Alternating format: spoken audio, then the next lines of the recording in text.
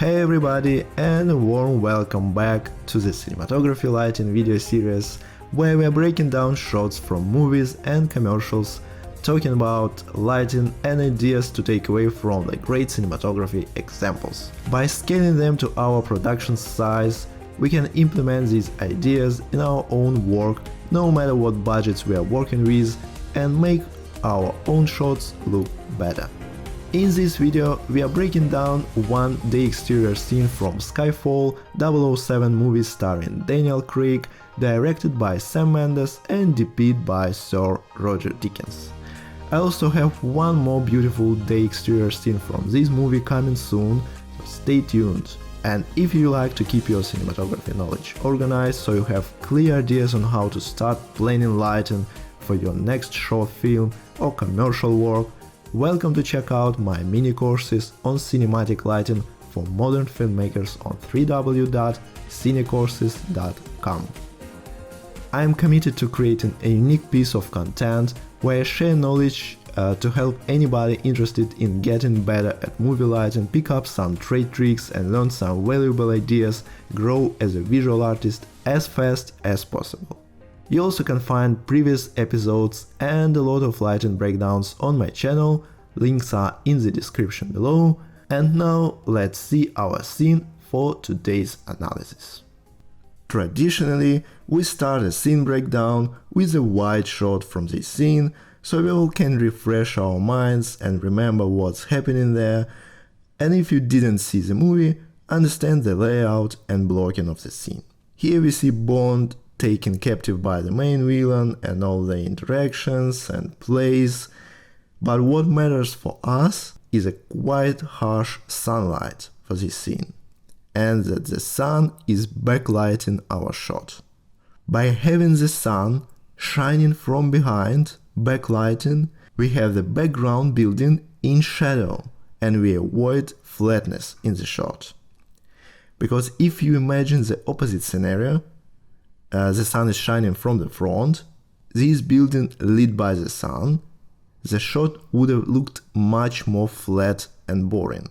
So we have backlighting on the wide, and here we have the dolly push in and the Arial Axis dynamic range pushed to its limits. Harsh sunlight, black suit with white shorts, dark alcove in the background, and even though it's very hard to overexpose and lose details with Alexa unless you really go crazy with highlights, but when you plan something like this shot, day exterior in a bright harsh sun with cheaper cameras, we need to be extremely careful with the dynamic range, because it's very easy to start losing details in whites or blacks in such challenging conditions. So when planning such shots, take care of wardrobe and the background. We still need to soften the sunlight just a little bit, so they used a big 20 by 20 diffuser for the sun from frame right, but not very thick, just taking some edge out from harsh sunlight, and you might also need to feel very gently from the front to balance the levels on the key and fill side of the actor's face.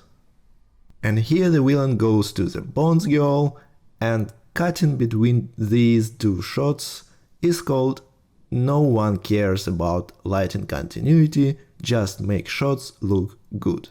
Where the sun comes from in this shot? It's backlighting our character. Take a look at the shadow. Because backlighting, especially with a harsh sun, looks good. And now, where the sun comes from in this shot? That happens at exactly the same moment in the story. It comes at an angle from frame right, as we've already seen in a dolly shot. If it came from the same angle as in the previous shot, we would have ended up front lighting this one. But that's not the case. So as you can see, the first shot has been filmed later during the day when the sun moved on the horizon. And the sunlight also seems to be less harsh and more diffused here.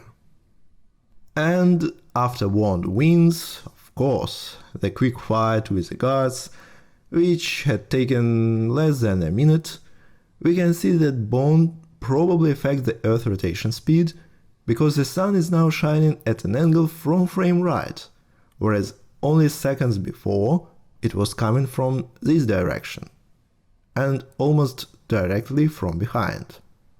These shots were filmed later on, and we can track the sun's path for the whole scene from here to here. Now it's backlighting this shot, so the background is darker and contrasty, very good, and the sunlight is softened, coming from frame right on this one. And what's important for these two shots is to choose the right side of the interaction line on the first shot, to be on the shadow side for the second one.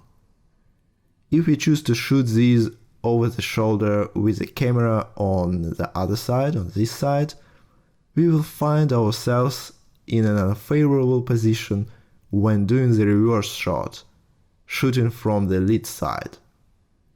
So we always need to think at least one step forward.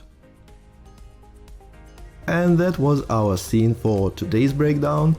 I hope this little video was helpful to you, and if you'd like to know more about cinematic approach to lighting, welcome to check out my mini courses on www.cinecourses.com. You can find chapters on lighting day interiors and night interiors, which I think are essential skills to have for a working filmmaker, and I wanted to create no fluff, real courses where we can discuss things that can help you up your lighting game, so you have a kind of a roadmap for lighting different environments. And I'm now also working on creating a chapter for day exteriors, so check out this content. You can also find a discount code in the description to this video. You can find previous episodes of the show, No Country for Old Men, Bridge of Spies, The Wolf of Wall Street, Inside Llewyn Davis, Ad Astra, and much more on my channel. Stay tuned, and I will see you next time. Thank you for watching.